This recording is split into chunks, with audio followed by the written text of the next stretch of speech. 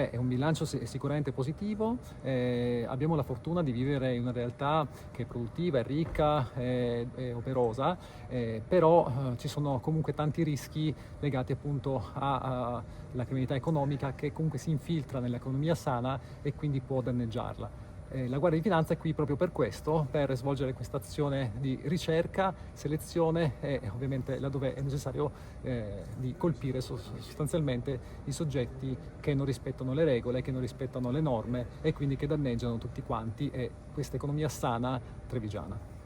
Quali sono, viste anche le sue caratteristiche, i rischi a cui è più esposta la Marca? La Marca è un territorio, come abbiamo detto, abbastanza ricco.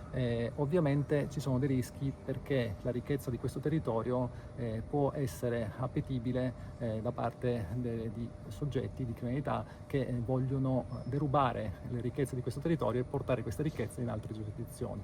E quindi la nostra azione è orientata ovviamente a tracciare i fenomeni più pericolosi, che sono quelli tradizionalmente della fiscalità internazionale, quindi meccanismi molto articolati che sottraggono materia imponibile da questa provincia, da questo territorio, da questa nazione verso altre nazioni.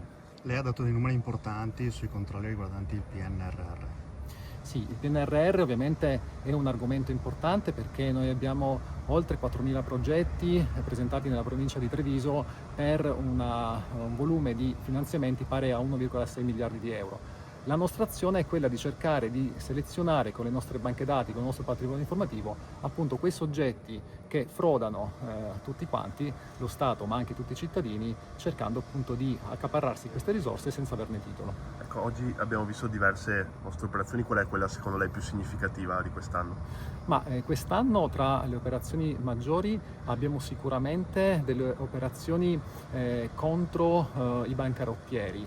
In questo territorio che dicevamo essere molto ricco ci sono però delle persone che mirano a spolpare sostanzialmente aziende sane, farle diventare incapienti e quindi lasciare sul lastrico numerosi lavoratori e appunto sottrarre queste risorse da aziende sane per portarle da altre parti. La nostra azione si è concretizzata nel fare tutta una serie di operazioni contro questi fenomeni, quindi a tutela dell'economia sana di questo territorio.